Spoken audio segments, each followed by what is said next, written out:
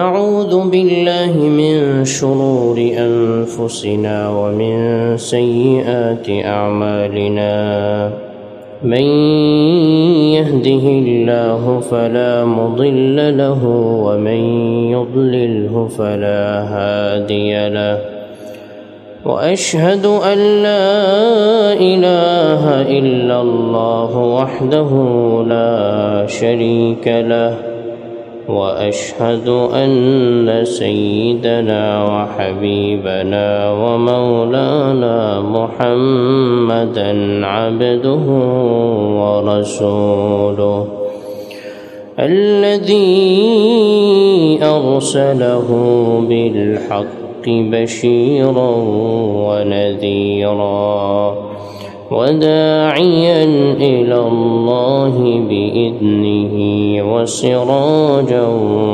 وقمرا منيرا فقد قال الله تعالى في كلامه المجيد وفرقانه الحميد أعوذ بالله من الشيطان الرجيم بسم الله الرحمن الرحيم إن الله وملائكته يصلون على النبي يا أيها الذين آمنوا صلوا عليه وسلموا تسليما اللهم صل على محمد وعلى آل محمد كما صليت على إبراهيم وعلى آل إبراهيم إنك حميد مجيد اللهم بارك على محمد وعلى آل محمد كما باركت على إبراهيم وعلى آل إبراهيم إنك حميد مجيد الحمد لله الله رب العزة والجلال মহান শাহী দরবারে শুকর এবং সুজুদ আদায় করছি সবাই বলি আলহামদুলিল্লাহ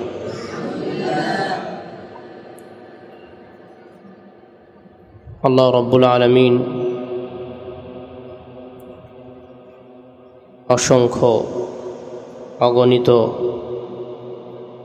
তার কোটি কোটি বান্দাদের মধ্য থেকে আমাদেরকে যাচাই করে বাছাই করে কোরআনের ইলম উলুমে কোরআন হাফেজ কোরআন হওয়ার জন্য আমাদেরকে মাদ্রাসায় নিয়ে এসেছেন এজন্য আবারও বলি আলহামদুলিল্লাহ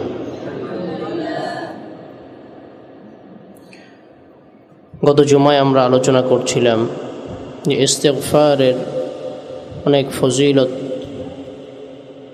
তার মাঝে 6টি ফজিলতের কথা স্বয়ং রব্বুল আলামিন সূরা নূহের মাঝে বলেছেন তার ধারাবাহিকতায় ইস্তিগফার একটি গুরুত্বপূর্ণ ইবাদত যখন কোনো ব্যক্তি বেশি বেশি আল্লাহর কাছে ইস্তিগফার পড়ে আস্তাগফিরুল্লাহ আস্তাগফিরুল্লাহ বেশি বলে আল্লাহ রাব্বুল আলামিন তার সমস্ত দোয়াকে কবুল করে নেন সে আল্লাহর কাছে যাই চায় আল্লাহর সাথে সাথে তার দোয়াকে কবুল করে নেন তাকে মুস্তাজাবুদ দাওয়া হিসেবে রব্বুল আলামিন কবুল করে নেন এজন্য আমাদেরকে ইস্তিগফার করতে হবে আল্লাহ রাসূল বলেছেন ইন্নী লা আস্তাগফিরুল্লাহ ওয়া আতুবু ইলাইহি ফিল ইয়াওম আকসারু মিন 70 মাররা আমাদের নবী তো এমন শানওয়ালা নবী ছিলেন যে নবীর আগের পরের সমস্ত গুনাহকে রব্বুল আলামিন ক্ষমা করে দিয়েছিলেন। আল্লাহ বলছেন, লিয়াগফির লাকাল্লাহু মা তাকদ্দামা মিন যামবিকা ওয়া মা তাআখার ওয়া ইউতিম্মু নি'মাতাহু আলাইক ওয়া ইয়াহদিয়াকা সিরাতাম মুস্তাকিমা। সেই নবী বলছেন যে আমি প্রতিদিন 70 বারের অধিক আল্লাহর কাছে ইস্তেগফার করি। যার আগেরও গুনাহ নাই, পরেরও গুনাহ নাই, তিনি ইস্তেগফার করছেন, ক্ষমা চাচ্ছেন, আস্তাগফিরুল্লাহ বেশি পড়ছেন, তাহলে আমাদের কি পরিমাণ পড়া উচিত? অন্য রিওয়ায়াতে এসেছে নবী আলাইহিস সালাম বলেছেন, বুখারী শরীফের হাদিস, ইন্নী লাআস্তাগফিরুল্লাহ ওয়া আতুবু ইলাইহি ফিল ইয়াউম 100 মাররা। আমি প্রতিদিন 100 বার ততোধিক ইস্তেগফার পড়ে থাকি। এই জন্য আমাদেরকে বেশি বেশি ইস্তেগফারের আমল করতে হবে। আল্লাহ আমাদেরকে তৌফিক দান করেন, বলি আমিন। ইমাম আহমদ ইবনু হাম্বল রাহিমাহুল্লাহ, যিনি হাম্বলি মাযহাবের ইমামুল মুহাদ্দিসিন, যিনি মুসনাদে আহমদ লিখেছেন, হাজার হাজার হাদিস মুসনাদে আহমদের মাঝে সংকলন করেছেন, যিনি 7 লক্ষ হাদিসের হাফেজ ছিলেন। ইমাম আহমদ ইবনে হাম্বল রাহিমাহুল্লাহ, তিনি একবার হাদিস সংগ্রহ করার জন্য মিশরে সফরে গেলেন। আমাদের বড়রা আকাবিরিনগণ ইলমে দ্বীন অর্জনের উদ্দেশ্যে বিভিন্ন দূর দূরান্তে সফরে যেতেন, হাদিস শিখার জন্য, কোরআন শিখার জন্য। সুদূর মদিনা থেকে ইমাম আহমদ ইবনে হাম্বল রাহিমাহুল্লাহ পায়ে হেঁটে মিশর এসেছেন, রাউয়ির কাছ থেকে, বর্ণনাকারীর কাছ থেকে হাদিস সংগ্রহের জন্য। যখন তিনি এসেছেন, আসতে আসতে রাত হয়ে গিয়েছে, ইশারের ওয়াক্ত হয়ে গিয়েছে। তিনি মসজিদে ইশারের নামাজ আদায় করলেন। এরপর চিন্তা করলেন, এখন ইশার নামাজের পর যিনি হাদিস আমাকে শিখাবেন তিনি তো দ্রুত ঘুমিয়ে যাবেন, এখন গেলে তো তাকে পাওয়া যাবে না, তো রাতটা আমি কোথায় কাটাই? মুসাফির মানুষ। তিনি মসজিদে অবস্থান করছিলেন, মসজিদের বারান্দায়। মুয়াজ্জিন সাহেব কিছুক্ষণ পরে এসে ইমাম আহমদ ইবনে হাম্বল রাহিমাহুল্লাহকে বললেন, সম্মানিত মুসাফির, আপনাকে দেখে আমলদার ব্যক্তি মনে হচ্ছে, তো মসজিদে অবস্থান করা যাবে না, আপনি দয়া করে বাইরে চলে যান। ইমাম আহমদ ইবনে হাম্বল রাহিমাহুল্লাহ এক মুহূর্ত দেরি না করে মসজিদ থেকে চলে আসলেন। প্রচণ্ড শীতের মাঝে তিনি কাঁপছেন। চিন্তা করলেন, এই শীতে আমি কোথায় আশ্রয় নিতে পারি? দেখলেন পাশেই এক রুটি বিক্রেতা রুটি বানিয়ে বিক্রি করছে। রুটি বানানোর জন্য তো আগুন জ্বালাতে হয়, আগুন জ্বলছে। তিনি চিন্তা করলেন, আগুনের কাছে গিয়ে আমি আগুন পোহাবো, এভাবে যতক্ষণ শীত কাটাতে পারি। তিনি তাই করলেন। দেখতে পেলেন এই রুটি বিক্রেতা তিনি রুটি বিক্রি করছেন এবং সাথে কি যেন পড়ছেন বারবার। অনেকক্ষণ অবস্থান করার পর ইমাম আহমদ ইবনে হাম্বল রাহিমাহুল্লাহ রুটি বিক্রেতাকে বললেন, আপনি গুনগুন করে বারবার কি পড়েন? যখন বিক্রি করেন তখনও পড়েন, যখন বসে থাকেন রুটি বানান তখনও পড়েন, অবসর থাকলেও পড়েন, কি করেন, কি পড়েন?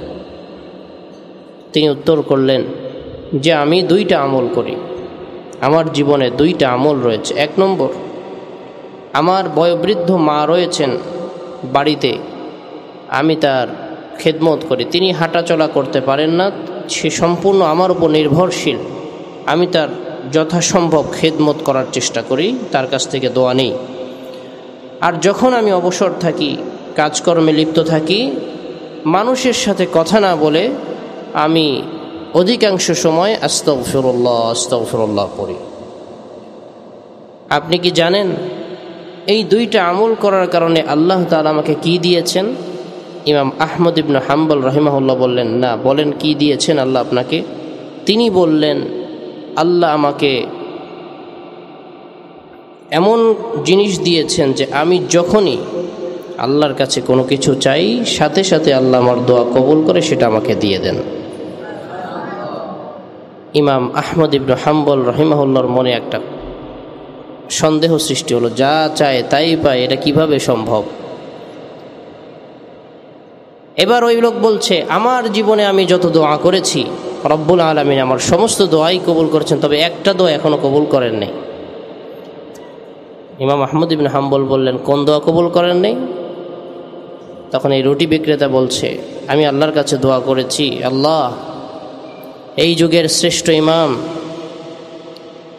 আমি শুনেছি তিনি মদিনাতে থাকেন, আমি যেন মদিনায় সফরে গিয়ে ইমামুল মুহাদ্দিসিন ইমাম আহমদ ইবনে হাম্বল রাহিমাহুল্লাহর সাথে সাক্ষাৎ করতে পারি এবং তার কাছ থেকে দোয়া নিতে পারি, আপনি আমার সেই ব্যবস্থা করে দেন। কিন্তু আজও পর্যন্ত আমার সেই দোয়া কবুল হয় নাই, আমি এখনও সেই রুটি নিয়েই ব্যস্ত। ইমাম আহমদ ইবনে হাম্বল রাহিমাহুল্লাহ মুচকি হেসে দিয়ে বললেন, প্রিয় ভাই, এতক্ষণ আমার মনে সন্দেহ ছিল যে তোমার সব দোয়া কবুল হয়েছে, এটা কিভাবে সম্ভব? তবে এখন আর আমার মনে কোনো সন্দেহ নাই। তুমি যে দোয়া করেছিলে আল্লাহ তোমার সেই দোয়াও কবুল করেছেন, কারণ তোমাকে আমার কাছে না নিয়ে, এত দূর সফর না করিয়ে আল্লাহ আমাকে আজকে শীতের মধ্যে তোমার কাছে নিয়ে আসছেন, আমি আহমদ ইবনে হাম্বল রাহিমাহুল্লাহ। এজন্য আমাদেরকে বেশি বেশি ইস্তেগফার করতে হবে, আল্লাহর কাছে ক্ষমা চাইতে হবে। আজকের যে ইলম আমরা পেয়েছি, এই ইলমের জন্য আমাদের হুজুর আকরাম সাল্লাল্লাহু আলাইহি ওয়াসাল্লাম এবং আসহাবে রাসূল সাল্লাল্লাহু আলাইহি ওয়াসাল্লাম, আল্লাহ রসুলের সাহাবিগণ নিজেদের জীবনকে বাজি রেখে সর্বোচ্চ ত্যাগ স্বীকার করে আজকের এই ইসলাম, আজকের এই দিন আমাদের মাঝে আমানত রেখে গিয়েছেন। গত জুমায় বলেছিলাম যে শহীদ যে ব্যক্তি হবে, কিয়ামতের দিন তার কোনো হিসাব হবে না। আল্লাহ রব্বুল আলামিন বিনা হিসাবে শহীদকে জান্নাতুল ফেরদাউস দান করবেন। আল্লাহ রব্বুল আলামিন বলছেন, ولا تقولوا لمن يقتل في سبيل الله أموات بل أحياء ولكن لا تشعرون। জোরে বলুন আল্লাহু আকবার। আল্লাহ বলছেন, ولا تقولوا لمن يقتل في سبيل الله أموات, যারা আল্লাহর রাস্তায় শহীদ হয়েছে তাদেরকে তোমরা মৃত মনে করবে না, বাল আহইয়া, বরং তারা জীবিত, ওয়ালাকিন লা তাশউরুন, কিন্তু তোমরা সেটা বুঝতে পারো না।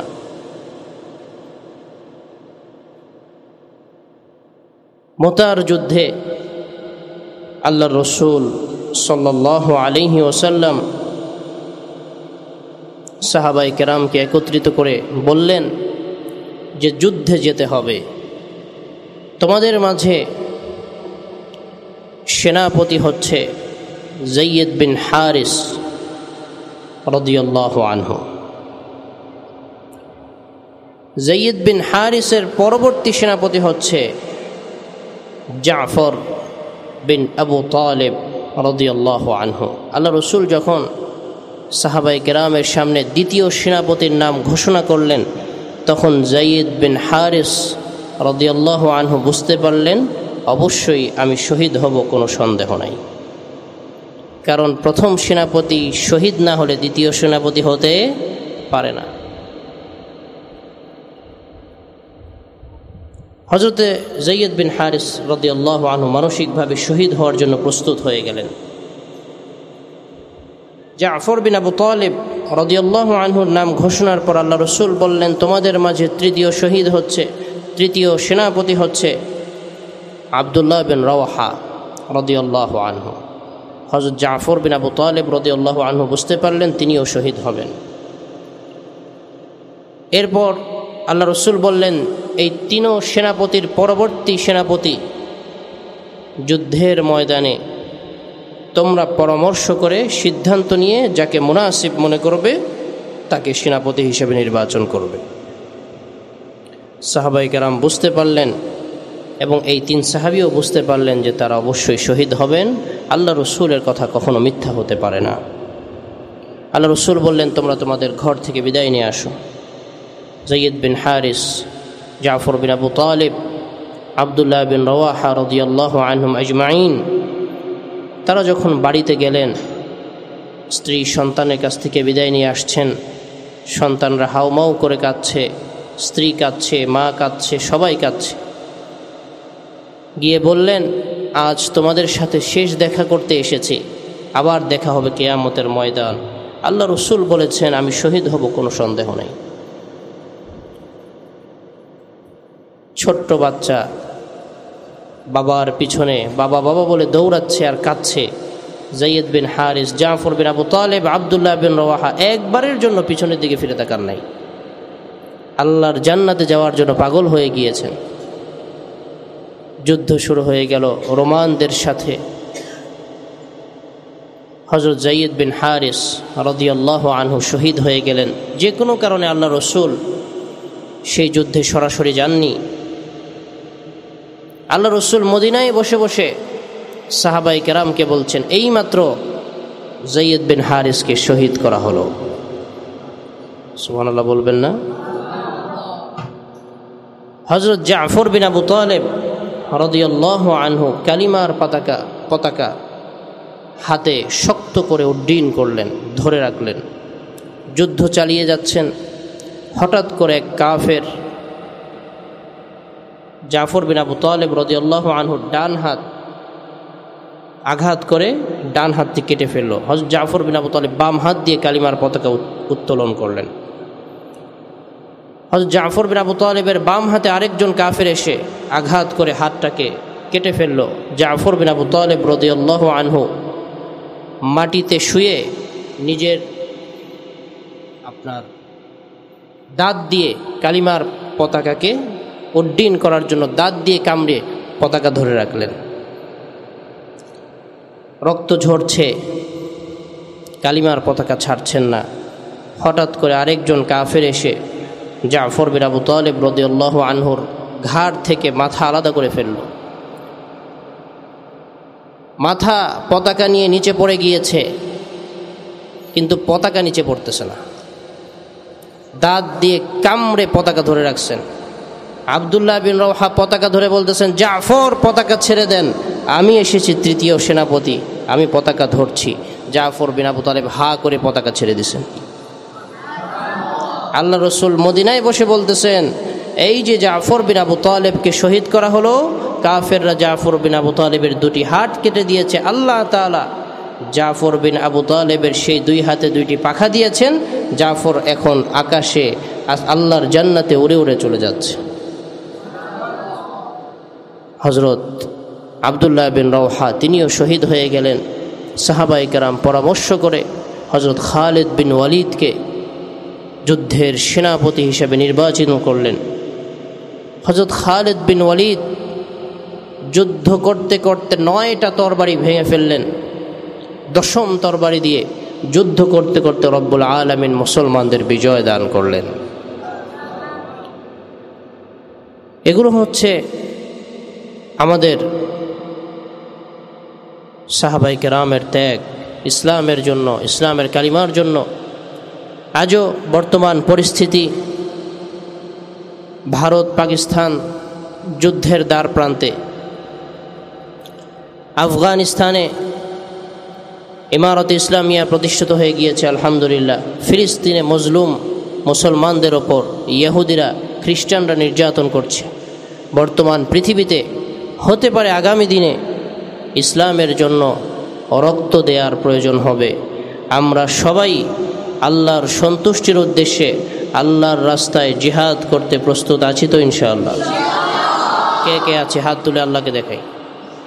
আল্লাহ আপনি আমাদের সবাইকে আপনার রাস্তায় মুজাহিদ হিসেবে কবুল করেন।